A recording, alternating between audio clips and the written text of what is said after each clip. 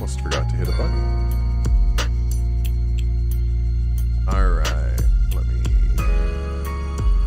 So I'm gonna. You ready to go? Yeah, I'm ready, man.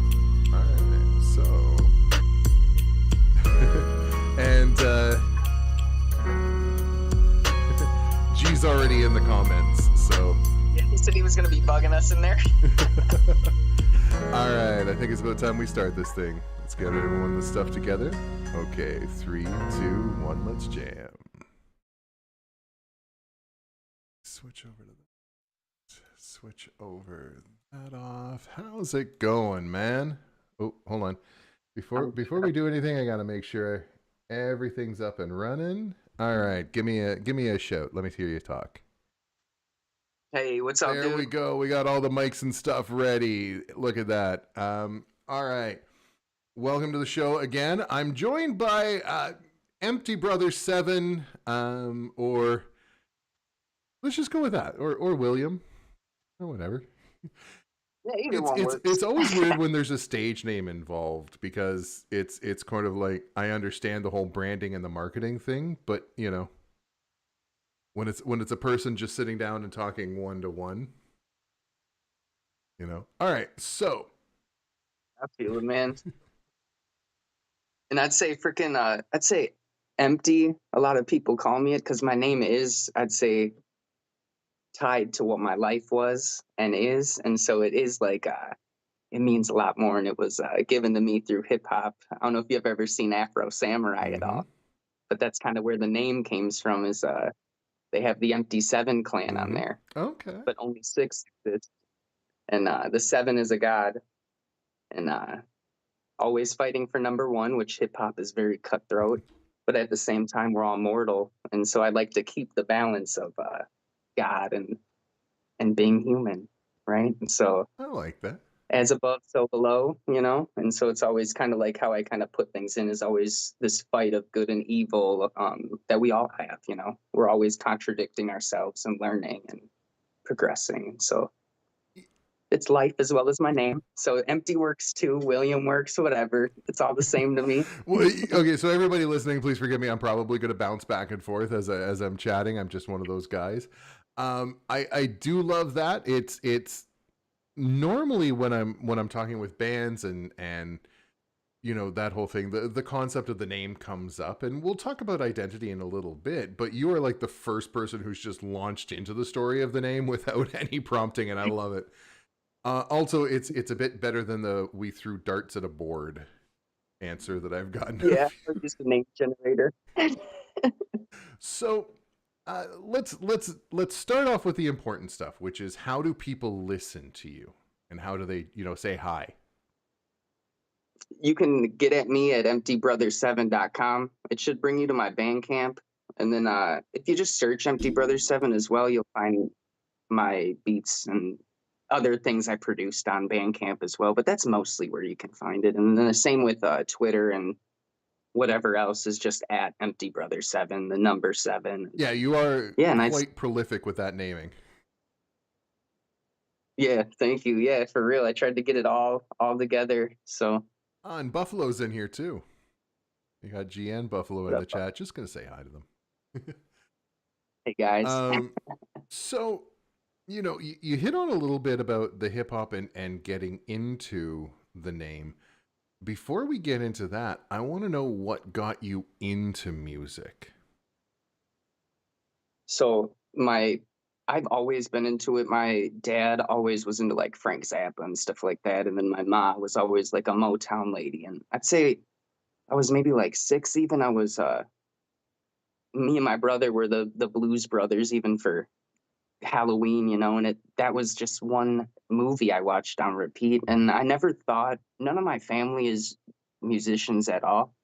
My brother actually bugged my parents one year for like a little guitar, and so they got him this little Squire Mini when I was maybe like 11 or something, but he never touched it. And one day I was just like picked it up, and then this dude taught me like bass riffs from like tablature on this guitar, and I was just playing one finger, and it just progressed from there. Okay. yeah, into what it is today. And so a lot of the music you hear, I'll put my own guitar and stuff in and my own pianos as I eventually learned more and more and more. Mhm. And that's what kind of got me into it though, is just I guess I've always been around it.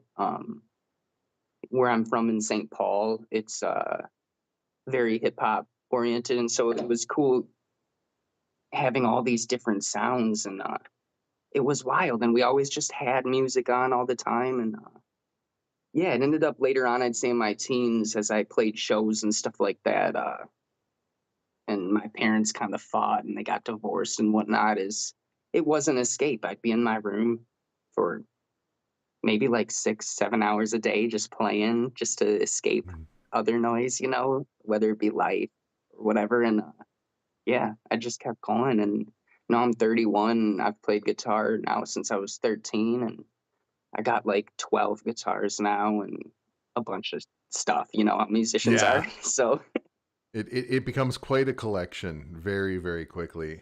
Um, you touched on something in there, and it's something that I always want to talk about and pick up on is y- somebody taught you, but in many ways you found it yourself. And I think that so many people think that you have to have a formal education in music in order to do it, and that doesn't. It's not always the case. no. Um, it was cool with the guy's name is Joe Bliven, and he was dope. He's a year younger than me, and we're still friends to this day. And it's he was really, even when we were like 13 and he was showing me stuff, his favorite artist was Les Paul. And I just remember him going and even seeing Les Paul and getting a signed pick Ooh. guard. And I'm like, we're like 13, and I'm like, I was just like, I kind of gave him crap because I'm like, you're going to see an old man and like all this, or whatever. And it was funny because he was just always into that kind of like different stuff, like all my buddies at the time, we were a lot of Bone Thugs and Harmon, Wayne when we were growing up and Mhm. whatnot. And so to hear my buddy, like he always got me into like even like his favorite band was Blink 182 back in the day. And it was like eye opening to me to hear like this other music that I Mhm. hadn't heard before. And he was always cool like that. And yeah, he went to classes and stuff, but again, he never really, like, Mhm. he never really like that was back then for like a year or something, not even, and he did it all himself. And I would agree. Yeah, I never went to school. I never went and did any class. I don't really watch YouTube videos on it all. I don't know. I One of my things is if it bops, and I'll put it out because I've heard, you hear 90s tracks where it sounds almost like the whole thing monotone, Mhm. and it pops. And it's like, well, if they're dropping one where they have no de-esser on it and people love it, then all right, I'm gonna put something out that clips or something. Yeah, and I think that leads into it. The whole point of music, the whole point of creating that craft is to find your sound, to find yourself. And if you're afraid to even start with doing it yourself, finding your own sound is so hard. And let me segue it into that, into how did you find yours? I was about to say how did you find your sound, but if you look at the music that you do, there is a sound there, but you are very eclectic. So how did you find you? I think is maybe the better question. It took me a really long time uh, as an artist, and I'd say probably a lot of them always question themselves or compare, and that's just what it is. And it did take me a really long time to be comfortable with what I want to put out and be super proud of it and be like, I'm as good as everyone else. And it was just, I'd say, me becoming a father. My Mm, son's 8 years, and he, it just like, if he draws something, I think it's dope. And I think that everyone is a kid. Everyone was a kid. Everyone has these dreams and goals. And that's when I was just like, if I make music that my son loves, that my wife loves, that my people really enjoy, and even when I ask them, like, hey, what can I improve on? And they're telling me that just maybe EQ one little thing, I think I'm to the point to where, like, I put it out and it was just it's been awesome because I'd say just the last few years I've gotten to that point to where I'm not making music for anyone else except myself. And And I think that's the place that I think so many artists don't even know they want to get to, and it's that good comfortable, not comfortable, because I find that when you're making music for you, it's you're not in a comfortable place. You tend to push yourself a little bit more, but at the same time, when you're not sitting there going, I got to make a number one hit, I gotta, like, I gotta chart, I gotta do this. Once you stop making music for other people, and find that internal um satisfaction. I don't know if satisfaction is the right word. So I love that you touched on where it came from, and as a father myself, that inspiration from our children is just incredible. But where else do you draw the music from? um I came from like a really rough part of St. Paul to where a lot of us didn't have any other means other than to sell drugs or to like do some street stuff and or we got a minimum wage job. And so a lot of it I bring back from things I sometimes don't want to think about. Mm-hmm. And if I make a beat and I'm sitting there and I don't feel that in it, I move on. I like mine to be where like I can feel that energy that I want in it. And so a lot of it is these like just my life and memories and just crazy things that I've gone through. Yeah, and that's what it is. And yeah, I put it all into it at the same time. Like, yeah, I don't know. That's just what it is. I all these emotions and experiences that I've been through, and yeah, that's just what I try to do. I try to just do that, man. So I don't know. I guess that brings it back to it. When you've created something with those emotions, with that moment in it, do you go back and re-listen to your stuff? Yeah, I'll listen to like when people say they don't listen to their own music, I kind of find that like wild sometimes because I'm like, that's yourself, your soul, your being put out there. Mm-hmm. And I don't know. I sometimes like to go back and reflect and like listen to it all. Like I've actually listened to my own Seven God tape as well as the Somebody's Gotta Die one like Mm-hmm. 100 times already, probably just because I was like, damn, I made this and it's so dope. And and so yeah, I'll go back and listen to them all, and I'll have like a playlist of my favorite ones, and I even got like like the sun showers one or whatever, where it's just like more chill, and I'll even make a playlist for like chilling days or whatever. But yeah, no, I love listening to my own music, and again, like it took me like especially for my like production tapes, like I used to have a bunch where I rapped on them and sang and stuff like that on SoundCloud, but took me a while again to just sit back and just like be like, these are what I really want to make and put out. This is what it is. So So I guess sort of when we're talking about other artists and saying they don't want to go back to it, and I think that maybe you can talk about this a little bit. Does it open up old wounds? And um is there that sort of fear of going back to, like you say, you have your favorites list and stuff, but maybe your unfavorites list, and the ones you're sort of a little afraid to go back to, does it like, is there the does it open up old wounds? no, I wouldn't say that. I'd say if I go back to ones where or the ones that aren't my favorites, it's more or less like maybe I mixed hi-hats how I want to like do them better or like worse than I want to do it now, and I'll really like pick apart things Mm-hmm. and just always be progressing that way. So that's one of the reasons why I'll be like, damn, I'm gonna make this one way better next time, and it will be like a list I'll even have of like I'll like name them like change the snare hit on this part, for this next beat so it flows better or whatever. And so sometimes but that's again, I think that's me. I feel that every beat I make and every track I send to somebody or whatever, the next one is always better. And so that's maybe why sometimes I won't go back and look at certain ones because I'm like, damn, I could have made that one way better. But that's just, hindsight. And now I see it, so. But I guess the question is, have you ever considered doing a, I hate the term, but like a greatest hits, but going back and replaying with it?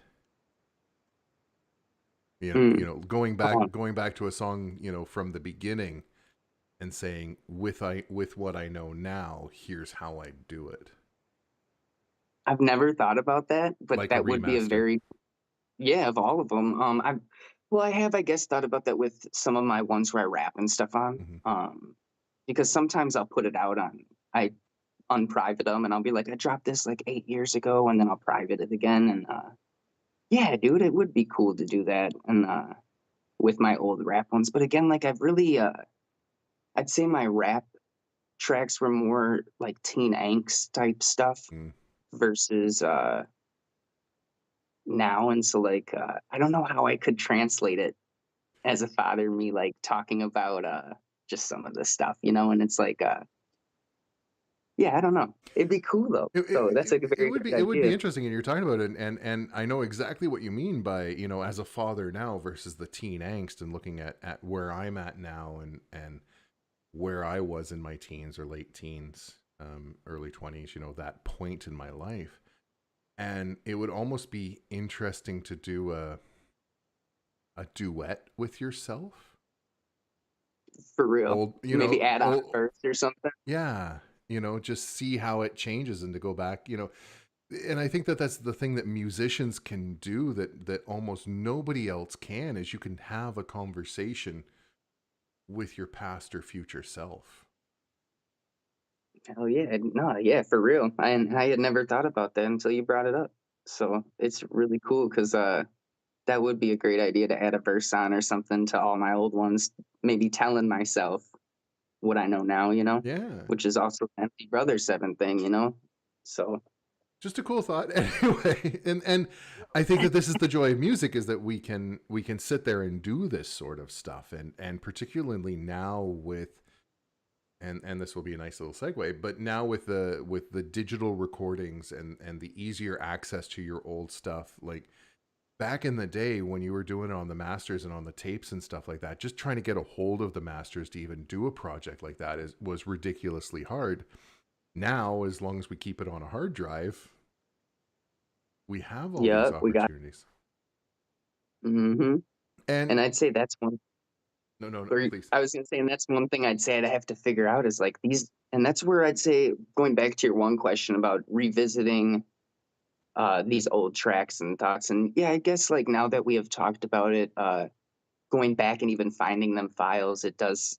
I had like different friends back then and everything, and it does bring back a lot of that stuff. And yeah, it would be cool to revisit those and even like reconnect with some of them people. And Mm-hmm. yeah, dude, that's a very cool idea. Appreciate it. We'll talk more about that in the future. Uh, Yeah, so let me segue into the, how do you make music right now? You as an artist, what's your process right now? so right now, I'm out in Arizona, about an hour north of Phoenix. We had just moved from St. Paul just to take like a longer vacation. And so I have my guitar out there, but none of my analog stuff. And so most of what you heard, even with Thumb and Kid or even everything else, was pretty much 100% DAW Mm-hmm. and on Ableton. And my process, I'd say, is like consume as much as you create. I used to be very closed off to a lot of things or like just not listening to enough, I guess. And I'd say over the past few years, I'll try to listen to a few tapes a week of some songs every night. I'll be on World Star Hip Hop every night, seeing if they got new videos on Mm-hmm. anything and just seeing what ones sound like what. And if I hear a line or something and it just like fires me up, like that's how I'll get into it. And I feel that I've gotten a lot of creativity from just listening to other people, whether it be just a single line I relate with or the sound of a beat that gives me a cool idea. And I'd say that's been my process lately is just, like I said, create as much as you consume because it Mhm. just, you get the balance, you know? Yeah. And do you work in a studio? Do you have a home studio? What's the setup there? So we're in Arizona. We're at actually like a RV resort. We're just in a cool trailer for now, and in a very cool spot. So I have my desktop set up on a little desk in there. Okay. When I'm in St. Paul and Minneapolis, I have House of a Thousand Lotus, which is my own home studio, Mhm. and then we also have a place called Young World Studios, which is over in North Minneapolis. That's an actual studio that I do. They call me the production manager, but I just chill and make whatever music and help record people. And so that's an actual like cool place. But I'm very like home life Mhm. even before COVID and stuff like that. If you asked anybody if Empty was coming out to a party or whatever, they'd be like, "Nah, he's probably at home making beats or whatever." And that's what I did. And I before I had my son, I was out a lot and I was causing trouble and stuff. But like, nah, it's what I like to do now. So mostly just at my house, and I'll sit on my computer and just create. So and that just brings me. I had a feeling you were going to go that direction, so it's nice when I can segue. Um, I, the question I have is, and this is for a lot of the up and coming. So the point of Unbowed Productions is to uplift and highlight and work with independent artists, and this new era of music that we have, this freedom of YouTube, Spotify, the ability to have our own home studios, is that freedom. We can do whatever we want. But I guess my question is, how do you push yourself? And this is more for the young artists out there, because I find when you're in your own home studio, you find the pocket and you stay in the pocket. And the good music, the life changing music is when you're forced out of the pocket. And it used to be you'd have this producer, big scary guy behind the board going, do this. You know, now it's just you or you and your friends sitting there. And when you're all comfortable with each other, it's that nice, comfortable pocket. So what do you think about that? I guess. Um, I'd say that uh, the people that come and record in St. Paul with me, they text me and say they miss me because I'll sit there and I'll pick apart stuff. I study everything about hip hop, everything about it all. I try to like it's like my life. It helped me escape where I was, and so I take zero for granted, and it has to work. I have my son, and so when they rap and I hear one line, I'll tell them like, "Let's change this line." So I'm not afraid to be constructive at all, Mm-hmm. and I think that's what a lot of people need to get over is that you're not the best. Nobody's the best. You're always going to be having to work, and that you need to push yourself to like ask those questions too. Like, do you guys like this line? Do you guys like this?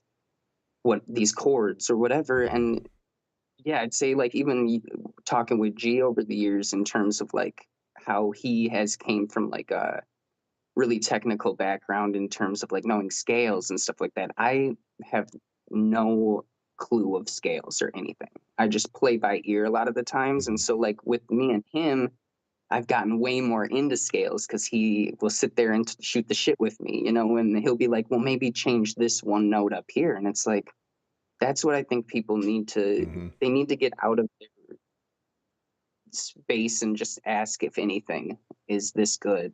Ask the people who you know or look up to. Mm-hmm. Some people will just blow smoke up your ass, but find those other people that really like they're telling you because they know you can do better versus just wanting to, you know, Profit be off that of you. band. Yeah, so You know, it, that's one thing I tell people like just be real, like just say what you like, ask the questions and, you know, just keep pushing. So before you go any further, I think you hit on something that I really really want to reinforce and maybe talk about a little bit more, is the fact that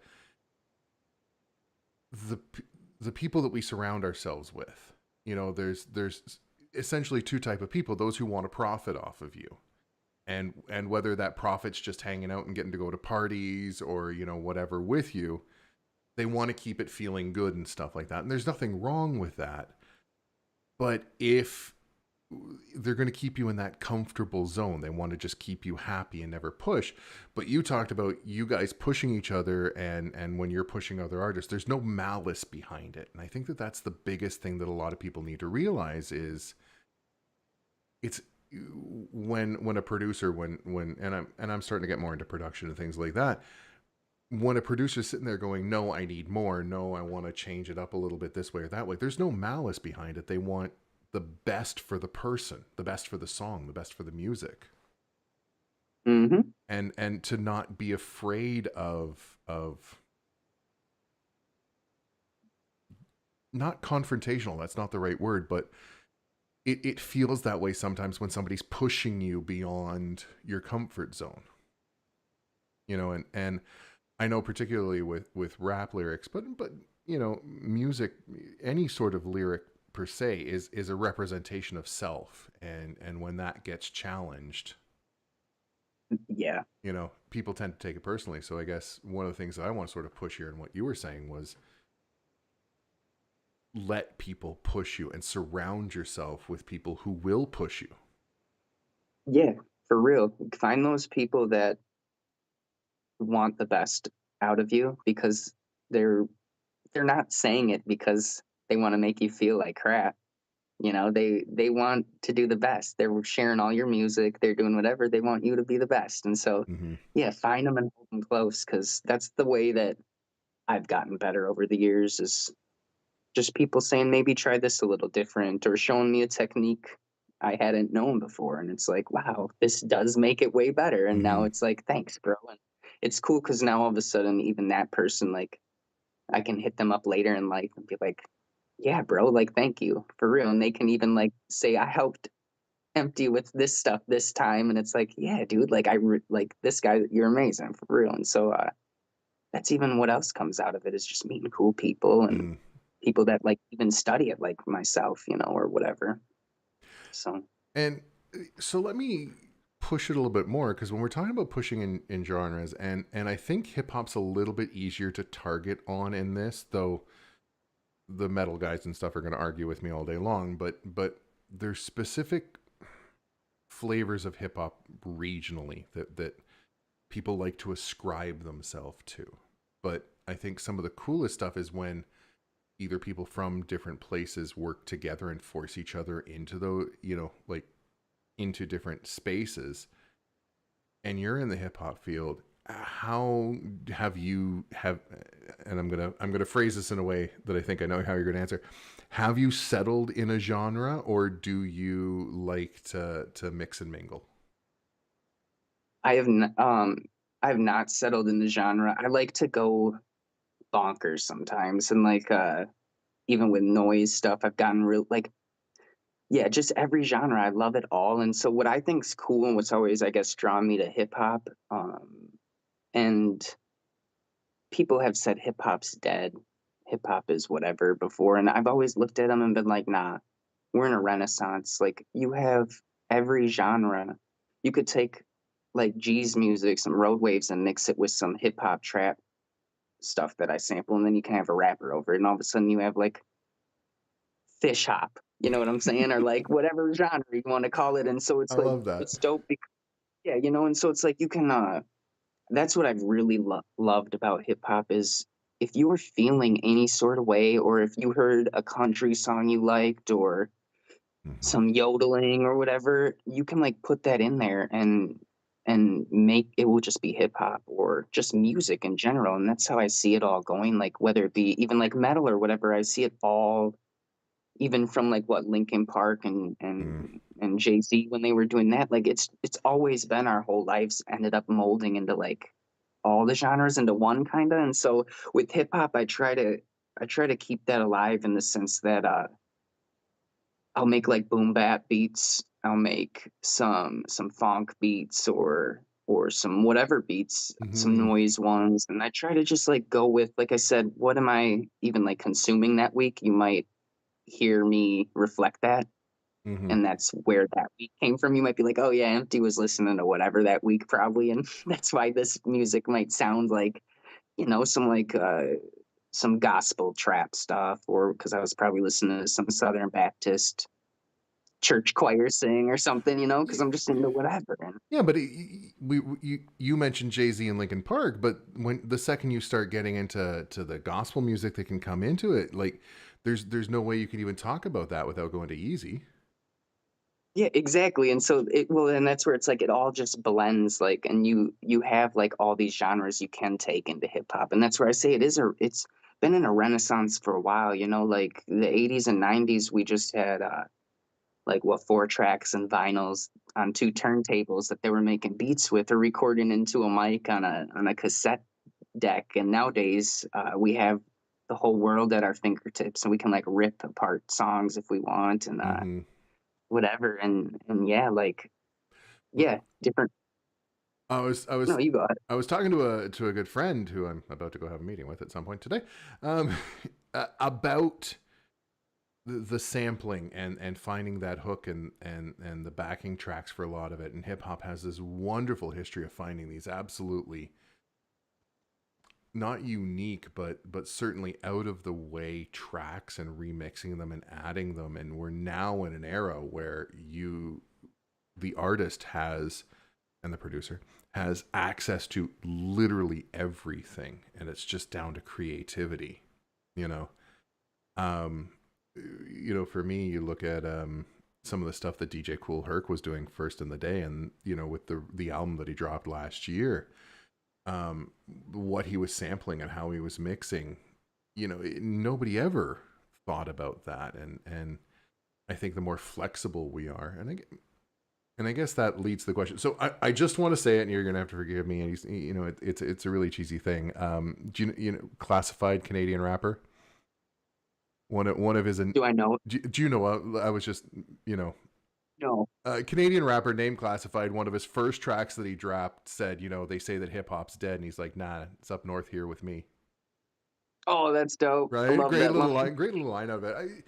I think there's so many people who want to say that hip hop's dead for whatever reasons, but the reality of it is, as long as there's an audience for it, and there certainly is, it's never going to. They just want to say that, well, my stuff's better, or the old school stuff is better, but you know, Or they don't dig deep enough, because our scene is full of man, like, it's wild how you might come across a guy with like 40 followers that like spits better than Lil Ugly Mane or mm-hmm.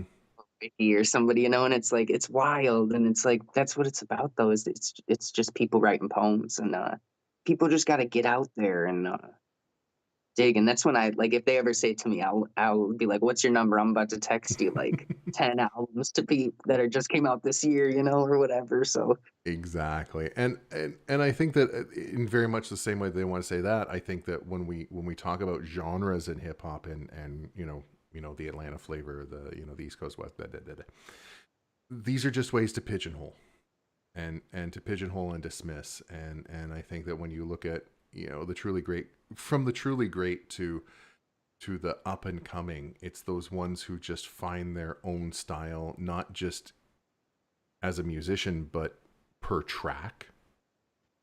yep, I agree with that. So I do want to talk about you mentioned it a little bit earlier with Fish Hop, which everybody seems to love. Um, you did the Thumb and Kid album, Hmm.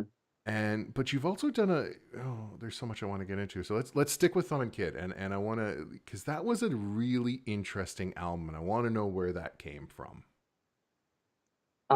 It's the whole story behind it. Even now is Hmm? um a lot of craziness happened, but mostly FBR. Are you there? Yeah, I'm still here. I think it's breaking up. No, we're good on this end. Oh, nope. There we go. Oh, there we go. Heck yeah. I was gonna say, yeah. So the whole story behind Thumb and Kid is kind of wild. I pretty much met FBR from he had dropped a tape called Polyamory and with his friend Ashley Moore, and I just loved it. It was just a bunch of noise, just a bunch of craziness. Like I don't even know how to describe it because I love that tape still because it's just like it's Hmm. cool.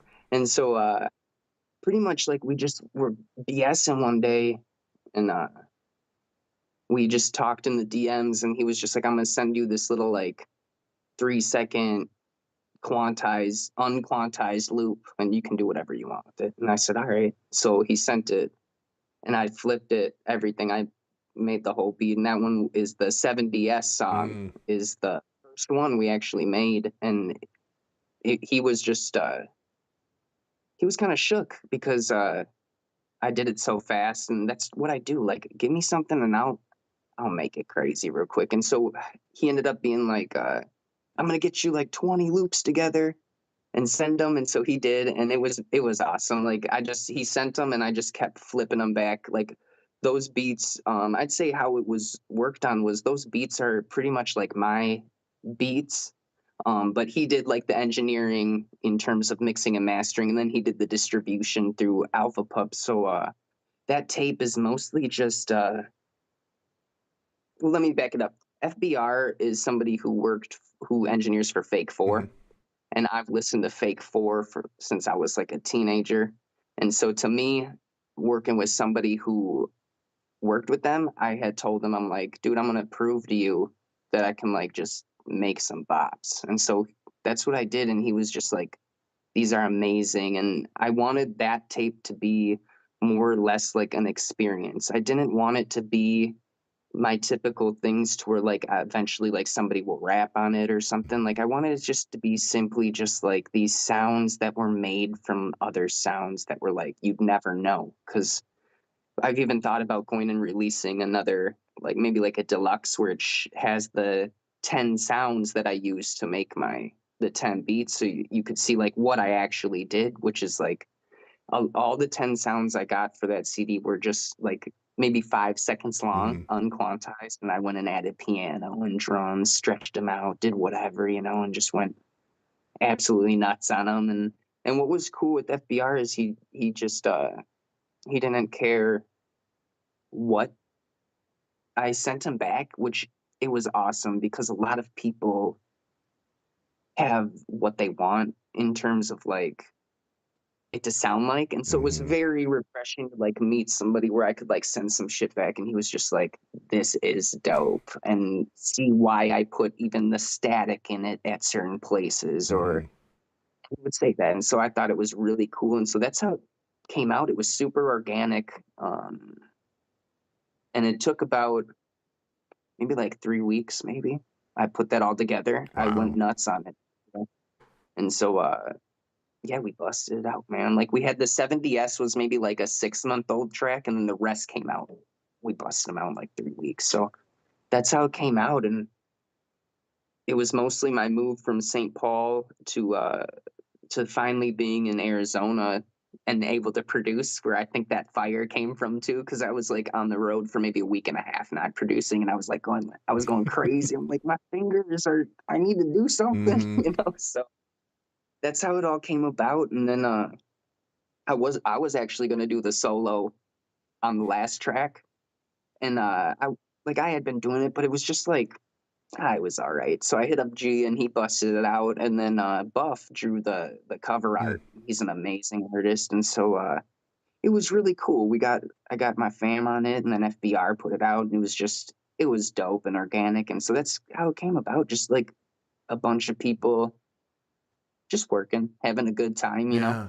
Well, it's unfortunately I think maybe later we'll get into why it's not on Spotify at a different time if you want to get into that. But unfortunately, it's not on Spotify. Can we listen to it on Bandcamp? I'm gonna get the files for you, and I'm gonna be uploading it again because Yeah, it yeah. needs to be on there, and for everybody listening in the future, The album's called Thumb and Kid. Just look for Empty Brother 7 on Spotify. And it's not the longest album in the world. I think it was, 18, 20 minutes? Yeah, it's pretty quick. And it is one of those albums that the best thing, and this is what I did, and I'll talk about this in just a second, but go into a room with a good sound system, turn all the lights off, close your eyes, and just listen. It's not a concept album, I think. It's just tracks. But Yeah. it flows together so well, and it's just one of those albums where you can just sit there in a room and listen to. And just to tell the story, so when Empty and I sort of first met through the internet, he sends me this album. He goes, check it out, and I'm like, cool. For me, when I get sent an album, I want to give it the time that it deserves. And so it had been like 2 or 3 weeks before I really had a chance, because we were just getting UnBowed set up. And then one day I just had one of those days, and the kid and the wife are asleep, and I go down to my main room, which has the very nice stereo system, and turn everything off, and I'm like, cool, play again and again. And I went through it 3 times in one go. And if you get the opportunity to just sit down and listen to this album, please go do it. It's one of those albums where you really need to do that. I'm gonna say that for sure. I'm gonna get you a drive link for all the people listening, and y'all can just download the files. So I'll get you that, and invite y'all to the folder. So It'll be down in the every, comments. I want everyone to have it. I was really proud of that work. Dude, My you should be. thanks, man. Like even the cover art, that's the plan. That was the plan for it, was to keep it continuing like a comic book. Mm-hmm. And my son loves it, and I was so disappointed when it came down, because I'm like, it was just asinine. But it's just something I want to keep going. We want to have like a little like even maybe like an animated series or something about Thumb and Kid. Mm-hmm. You know, the cover art tells a lot, and I'm not going to tell what's coming up next with it or not. But like you look at it, and Kids has a chain on Thumb, and he's holding a little switchblade, and it's like, who is the evil one? Who's the nice one? What's going on? You know, it's going to be a cool story, and yeah, there will be a Thumb and Kid too. Good. And however there are. So good. I'm really looking forward to it. I hate cutting off interviews, because like we've been here for like 45 minutes, and I just want to keep talking, and we're going to have you back on. But I don't want to take up any more of your time. Not that, like we're not having a great time and enjoying this, but there's always more conversation to have, and the more conversations we can have, the better it's going to be. So I really, really want to thank you for coming out and doing this. This has been an absolute pleasure to just chat with you about this. hell yeah, same to you, man. This has been just so chill, and Yeah. I'm excited to get you that drive link for everybody, and yeah, it's just been awesome, so I appreciate you just as much, man, for real. Cool. And again, all empty, yeah, he's on this side. All his social media link is going to be down below. It's in the description. Please go check him out. He is incredibly prolific on Twitter. Like, certainly a lot more than I am. Just give him a shout, say hi. There's a whole bunch of people he works with. Let's make this community grow and fill it with love, and just support each other, because that's what UnBowed is all about. For real, and that's what I'm all about too, and that's why I enjoyed coming up on here, because yeah, if anybody wants to add me and message me or whatever, I'll follow you back and whatever, so just bug me. I'm all about just meeting people and hanging out. That's all I like to do, so And that's feel free, bug me. And that's the perfect place to let it go. All right, my dude. Thank you very much. For everybody listening, we will see you next time. I got another one actually coming up tonight. And because I got people on here, I do have to plug stuff now. We, UnBowed, are doing our first show ever here in London, Ontario, at The Wolf. Hip hop, we're calling it a standalone complex. Please come check it out, and we'll go from there. All right. We will see you in the next one.